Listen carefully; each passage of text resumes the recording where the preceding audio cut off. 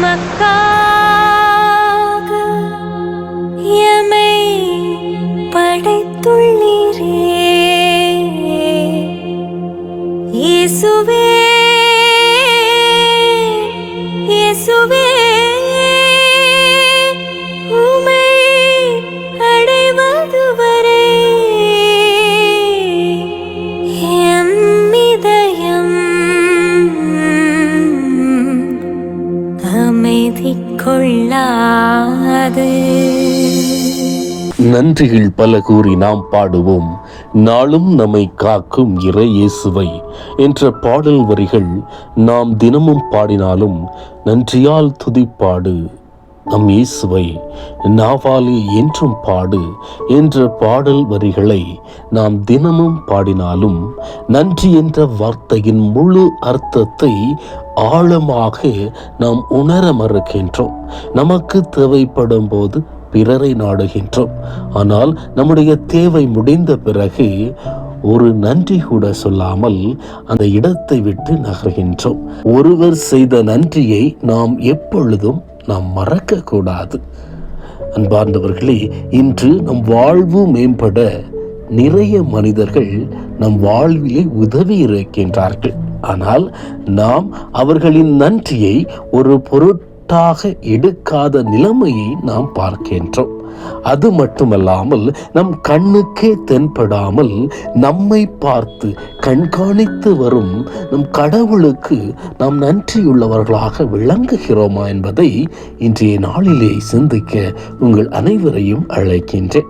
இன்றைய முதல் வாசகத்திலே பாருங்கள், எலிசா என்ற இறைவாக்கினர் சீரிய நாட்டு அரசன் நாமான் என்னும் பெயர் கொண்ட ஒரு தொழு நோயாளியை குணப்படுத்துகின்றார்.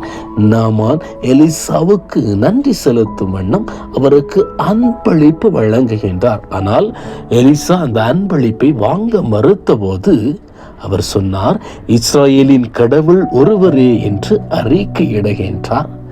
இந்த நாமான் அவர் உடல் அளவில் மட்டுமல்ல, உள்ள அளவிலும் ஆன்மீக அளவிலும் கடவுளின் அனுபவத்தை பெறுகிறதை நாம் பார்க்கலாம். இன்றைய நற்செய்தியிலே 10 தொழுநோயாளிகளை குணப்படுத்துகின்றார். ஆனால் அவர்களில் ஒருவர் மட்டும் கிறிஸ்துவுக்கு நன்றி செலுத்துகின்றார். நாமான் மற்றும் சமாரியர் இவர்கள் இருவரின் நன்றியுணர்வு இன்று நம்மிடம் இருக்கிறதா என்பதை நாம் சிந்திக்க வேண்டும். இந்த நன்றியுணர்வின் வெளிப்பாடு கடவுளை உண்மையான கடவுள் என்று பிரகடனப்படுத்தியது. இந்த நன்றியுணர்வின் வெளிப்பாடு காலில் முகம் குப்புற விழுந்து வணங்க வைத்தது. ஏன் மற்ற 9 தொழில்நோயாளிகளின் நன்றி உணர்வு இல்லாத மனநிலை நம்மிடம் இருக்கிறதை இன்றைய வாசகங்கள் அழகாக சொல்கிறது. அன்பார்ந்தவர்களே, எது எளிதான வழி? எருசலேமை நோக்கி போவதா, சமாரியா வழி செல்வதா, அல்லது கலிலேயா வழி செல்வதா? இந்த கேள்விகளுக்கு விளக்கம் தருகிறது இன்றைய நற்செய்தி வாசகம். எருசலேமுக்கு போக எளிதான வழி இதுவென்றால் சமாரியா தான். ஆனால் யூதர்கள் எளிதான வழியை தேர்ந்தெடுக்க மாட்டார்கள். அவர்கள் கலிலேயா வழியாகத்தான் போவார்கள். அதே போல சமாரியர்கள் கலிலேயா வழியாக போக மாட்டார்கள், சமாரியா வழியாகத்தான் போவார்கள். அப்படி என்ன அவர்களுக்கிடையே என்ன பாகுபாடு என்று பார்க்கும்போது யூதர்கள் சமாரியர்களை அறவே வெறுத்தார்கள். அவர்களின் வழிபாடு, கலப்பு திருமணம் அனைத்தையும் அவர்கள் வெறுத்தனர். இந்த பாகுபாடை அடியோடு வேறறுக்க வந்தவர்தான் இயேசு. அனைவரையும் புதுப்பிக்க வந்தவர்தான் ஆண்டவர் இயேசு. இயேசு சமாரியா மற்றும் கலிலேயாவையும் கடக்கின்றார். இதனால் அனைவரையும் வரவேற்கிறார் என்பது இதில் விளங்குகின்றது. நம் வாழ்விலே பாகுபாடு இருக்கும்போது நாம் அடுத்தவரை நிச்சயமாக வெறுப்போம். ஆனால் அனைவரையும் சமமாக மதித்து நாம் வாழும்போது நாம் இறையாட்சி மலர வழி கொடுக்கிறோம் என்று அர்த்தம். இதைத்தான் இயேசு தன்னுடைய வாழ்விலே செய்தார். அடுத்ததாக 10 தொழுநோயாளிகளை இயேசு குணப்படுத்துதலை நாம் பார்க்கலாம். அதில் 9 தொழுநோயாளிகள் யூதர்கள். ஆனால் ஒரே ஒரு தொழுநோயாளி சமாரியன். நம் அனைவருக்கும் ஒரு கேள்வி வரலாம். யூதர்கள் சமாரியரை அறவே வெறுத்தனர்.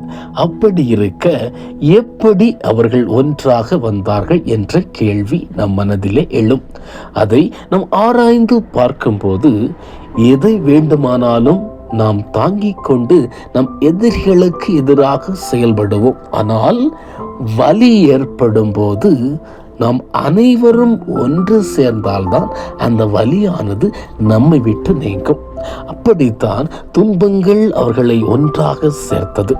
நம் வாழ்வில் நாம் படுகின்ற துன்பங்களை பார்த்து நமக்கு எதிராக இருப்பவர்கள் நம்மை சார்ந்து வாழ விரும்புவார்கள். இதுதான் வாழ்க்கை பாடத்தை ஆண்டவராகிய இயேசு கிறிஸ்து இன்று நமக்கு கற்றுக் கொடுக்கின்றார். இயேசு வாழ்ந்த காலத்தில் தொழுநோயால் பாதிக்கப்பட்டவர்களை அவர்கள் எப்படி நடத்தினார்கள் என்று பார்க்கும்போது, ஏழை மற்றும் தொழுநோயாளி சமுதாயத்தால் அவர்கள் பாவம் செய்தவர்கள் என கருதப்பட்டனர். அது இறைவனின் தண்டனை என்று கருதினார்கள். தொழுநோய் என்பது ஒரு கொடூரமான வியாதி என்று கருதினார். அவர்கள் சமுதாயத்தை விட்டு அகற்றி விடப்பட்டனர். தொழுநோயாளி என்ற அறிகுறி இருந்தாலே அவர்கள் குடும்பத்தை விட்டு அகன்று இருக்க வேண்டும். அப்படி இருந்தால் நான் தொழுநோயாளி என்று கத்தி வர வேண்டும். வழிபாடு செய்ய தவிர்க்கப்பட்டனர். இப்படிப்பட்ட வலியோடு வாழ்ந்தவர்கள் தொழுநோயாளிகள். வலிதான் அவர்களை ஒன்றாக சேர்த்து வைத்தது. அதுதான் என் மீது இரக்கம் வையும் என்று சொல்ல வைத்தது. அந்த வார்த்தை அவர்களை குணப்படுத்தியது. இயேசுவின் நோக்கம் அனைவரும் நன்றாக இருக்க வேண்டும், வாழ்வின் அர்த்தத்தை உணர வேண்டும் என்பதை தொழுநோயாளிகள் வாழ்வின் வலியை புரிந்து கொண்டார்கள். ஆம் அன்பார்ந்தவர்களே, நாமும் நம்முடைய வாழ்க்கை முறையை நாம் புரிந்து கொண்டால் வாழ்வில் வருகின்ற தடைகள் அனைத்தையும் புரட்டி போடுவோம். அடுத்ததாக நன்றியுணர்வு. நம் அனைவருக்கும் நன்றி உணர்வு இருக்க வேண்டும்.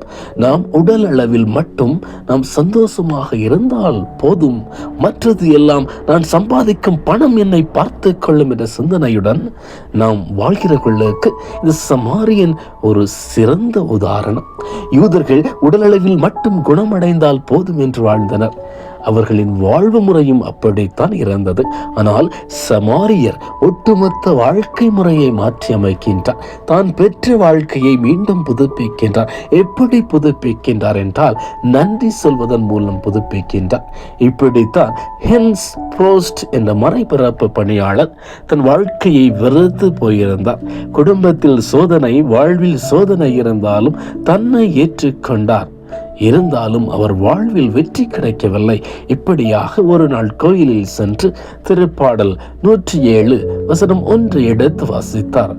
ஆண்டவருக்கு நன்றி செலுத்துங்கள், ஏனெனில் அவர் நல்லவர் என்ற வார்த்தை அவருக்கு தான் வந்தது என்று நினைத்து இடைவிடாமல் சொன்னார். அவர் வாழ்க்கை கொஞ்சம் கொஞ்சமாக மாறியது. அவன் பார்ந்தவர்களே, சமாரியரின் வாழ்வு ஒரு ஆன்மீக வாழ்வை நாம் பார்க்கலாம். இயேசுவின் அன்பை அவர் சுவைத்தார், உறவோடு வாழ்ந்தார், உள்ளார்ந்த ஆன்மீகத்தை பெற்றார்.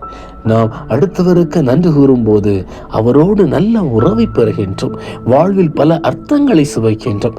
அப்படிப்பட்ட வாழ்வை வாழத்தான் நாம் அனைவரும் அழைக்கப்பட்டிருக்கும்.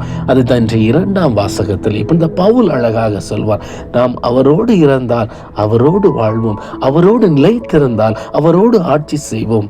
ஆம், நாம் நன்றியுணர்வோடு இருந்தால் நம் உள்ளத்திற்கு பெரும் மகிழ்ச்சியை கொடுப்பார் என்ற சிந்தனையுடன் சிறிய அரசு நாமனை போல ஓரங்கட்டப்பட்ட ஒதுக்கப்பட்ட சமாரியனின் வாழ்வு 3 வார்த்தை என்னும் நன்றியால் உதைத்தது போல நாமும் நன்றியுணர்வோடு பிறரை பார்ப்போம், இறைவனை புகழ்ந்து பாடுவோம். கடவுள் உங்களை நிறைவாக ஆசீர்வதிப்பாராக.